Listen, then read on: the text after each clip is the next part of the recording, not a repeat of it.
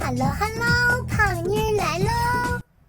胖妮继续讲《芈月传》原著。对于魏良人，初看《芈月传》时，觉得他是一个墙头草，一会儿站队魏夫人，为他出谋划策对付处女。芈月侍寝后，他又远离魏夫人，向芈月释放最大的善意，总觉得她是一个两面三刀的女人。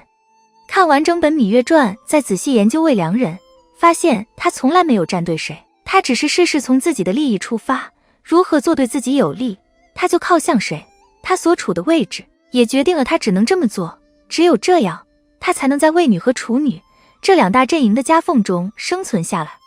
魏王后死后，魏夫人在秦宫独大，魏良人只能站队魏夫人，因为从表面上来看，他是魏氏团队中的一员，他和魏夫人一样是魏王后的应女，可是严格算起来，他又不完全是魏氏团队中的一员，他是魏王后嫁到秦国时东周公送过来的陪应女，他的背后是周氏和魏国，真正能让他出力的也是周氏和魏国。魏良人很聪慧，有智谋，魏夫人需要时把他当成智囊，把他当成团队中的核心成员，依靠他，可是在内心深处并不信任他，又处处防备他。最典型的事例，芈姝进入秦宫后，魏夫人一上来就带着众女子要给芈姝一个下马威，要镇住她，让她威信扫地。可是没有想到处女很厉害，反倒把他们说得落荒而逃。败下阵来的魏夫人转眼就让魏良人出主意，魏良人不愧是足智多谋之人，展眉一笑就想出了主意。人初到一个陌生的地方，不免会要强些。如今王后出来宫中，便有什么不到之处，我们自然要多体谅，多帮助，如此才不负大王对我等姐妹的期望。魏良人这话初一听，四平八稳，周周正正，可是仔细一品，却全是陷阱，全是恶意。意思是说，芈姝初到秦宫，新官上任3把火，当然是要强一些，厉害一些，即使我们吃了亏也不要紧。这话一出，就给魏氏团队找回了面子。然后话锋一转，说王后出来宫中，便有什么不周到之处，我们自然要多体谅，多帮助。这话好像处处替芈姝着想，真正的意思是说她新到秦宫，两眼一抹黑，肯定会有错漏之处，大家都睁大眼睛看着点，狠狠地抓住她的把柄。不仅要抓她的把柄，还要多帮她。怎么帮？大家就自己琢磨吧。咱们这些人都是宫里的老人，对什么都门清，在公务上设个套，埋个陷阱，王后想不出错都不可能。到时候想怎么整她，还不是我们说了算。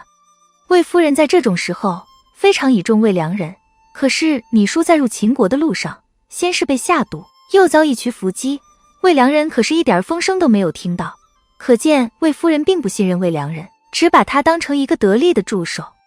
聪明如魏良人，怎么会看不出来这些？所以他给魏夫人出的这个计谋，可谓是高明又狠辣。到时芈姝真因此出了岔子，谁能说这是魏良人的主意？人家可什么都没说，真是一点错都抓不着。魏良人既给魏夫人出了主意，又毫无破绽地保护了自己，可见他也是事事都给自己留好了退路，并不是实心实意毫无保留地相信魏夫人，也防备着他。魏良人既然事事给自己留退路，防备魏夫人，就不会轻易地得罪处女。所以魏夫人带领他们第一次见芈姝时，国美人、樊长史和魏少史都一个个上前对阵处女，而魏良人这个足智多谋的人却一言不发。魏良人明面上是魏氏团队中的一员，但是他并没有与处女发生任何矛盾，即使对阵处女，他也是在背后出主意递刀子，在明面上并不与处女有任何冲突。芈月追查同符节时，魏良人听到他们在路上遭一渠伏击，一下子就猜出是魏夫人所为，但还是仔细地教芈月同符节的作用，以及分辨每个人手中同符节的区别，在不危及自己时向芈月卖一个好，也算是卖给王后芈姝一个好，可谓左右逢源。魏良人的婢女彩兰都猜出王后路上遇伏击是魏夫人的阴谋，问他：良人，我们要不要提醒一下魏夫人？魏良人不加思索地斥责彩兰：你胡说什么？魏夫人与此事何干？彩兰都猜出来了，魏良人难道猜不出来吗？他当然猜出来了，可是他不打算涉及此事，并且装成什么都不知道。只有这样，即使事后此事暴露出来，也与自己不相干，真是人从花丛过，片叶不沾身。魏良人葫芦里装的什么，咱都不知道，可是转眼就吩咐小内侍婢房，让他监视魏夫人的贴身女婢采凡，无论她去了哪里，与谁说了什么话，做了什么事，都要一一给他汇报。魏良人这是要干什么？他要先把魏夫人的把柄抓到手，在需要时，在合适的时机，可以为己所用，这叫未雨绸缪。魏良人的聪明还在于他知道什么该做，什么不该做，什么时候该做什么事儿。他知道了魏夫人勾结义渠伏击王后这件事，立即远离魏夫人，因为他知道这事儿已经涉及国与国之间的争端，这是秦王绝对不会容许的事情，所以他要远离魏夫人，绝对不掺和进来，离这件事远远的，只暗中收集证据，需要时为自己争取利益。魏良人这么做，说好听是明哲保身，说难听就是做山关虎斗。如果处女和魏女因这件事情斗得死去活来，他就可以渔翁得利，也是一局好棋。魏良人只是看起来与魏夫人走得很近，与处女们绝对不产生任何恩怨，暗地里极力与秦王身边的大监交好。芈姝与芈月争和氏璧时，芈月中毒命悬一线，他听到孟昭氏让婢女们放出的消息说芈姝有解药，他自己不动声色，但是转头把消息传给魏夫人和大监。魏良人把消息传给魏夫人，往浅了看是魏夫人的忠心伙伴，有什么消息都告诉他，但是往深处想，是希望魏夫人以此事打击芈姝，挑起魏氏团队和楚氏团队的战火，自己隔岸观火，又是个渔翁得利。魏良人把消息传给大监，目的也并不那么单纯善良，一是打击芈姝，毁坏他在秦王心中的地位，二是以此向大监示好。毕竟后宫都在大监的眼皮子底下，在他的监管下，只要他细查一定能查出来，自己为什么不做个好人，向他报告这一消息呢？三是表现自己的温良纯善，增加自己在秦王心中的好感和地位。魏良人这一通操作下来，果然如他所想，魏夫人在秦王的逼问下，不加思索地供出了芈姝。魏夫人更进一步被秦王厌恶，王后芈姝经此一事，也被秦王冷落起来。魏良人倒是一连被宠幸了几次，算是此次事件的得益者。魏良人在楚氏团队和魏氏团队的夹缝中艰难生存，在不清楚哪一方能最终胜出时，两边谁都不得罪，像个不倒翁。但是一旦清楚秦王的心思，清楚谁更胜一筹时，他会果断做出选择。秦王中意芈月，又不想强迫他，大监这个秦王的贴心人体察到他的心思，于是一番筹谋，把王后身边的芈月有可能会侍寝大王的意思不经意间透露给魏良人，然后魏良人赶快把消息传递给魏夫人。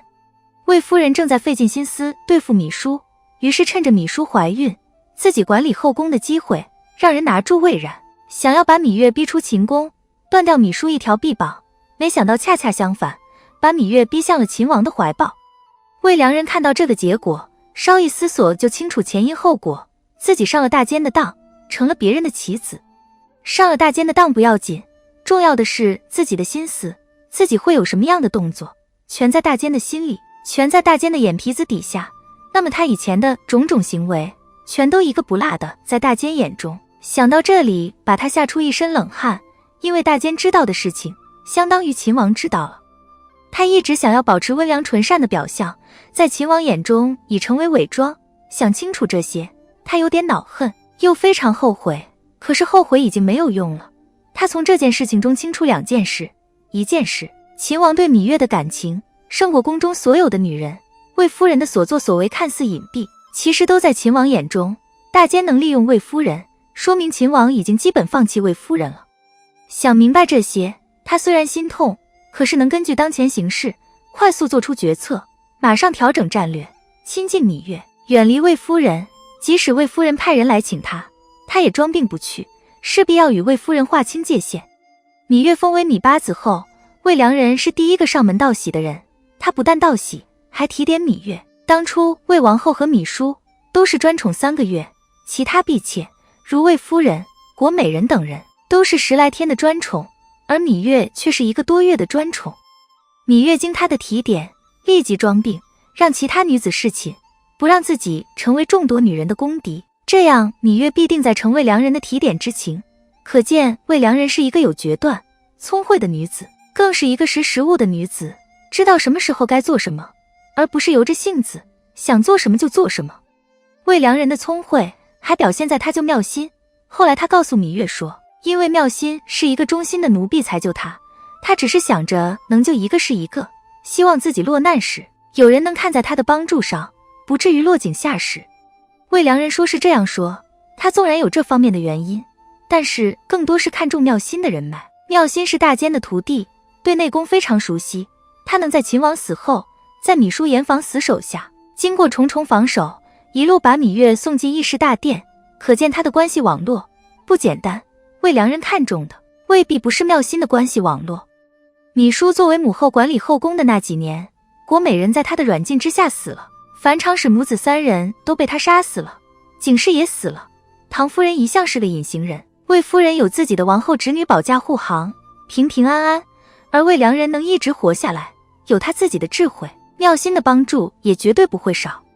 嬴荡死后，芈月争位成功，成为太后，魏良人第一时间带着妙心来见芈月，他这一举动立即赢得了芈月的心，对他热情很多，并且果断地把后宫管理权限交给了他。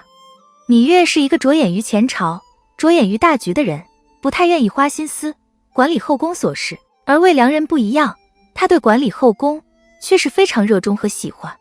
秦王后宫的女人被芈书弄死的，被芈月赐死的，最后算下来只留一个什么事都不管的趋势和智谋超群的魏良人，而魏良人又被芈月赋予管理后宫的权限，可见他的智慧。魏良人在楚氏团和魏氏团的夹缝中艰难生存，凭着他的识时务，凭着他的智慧生存了下来，并且得到了管理后宫的权限，算是得到一个很好的结果了。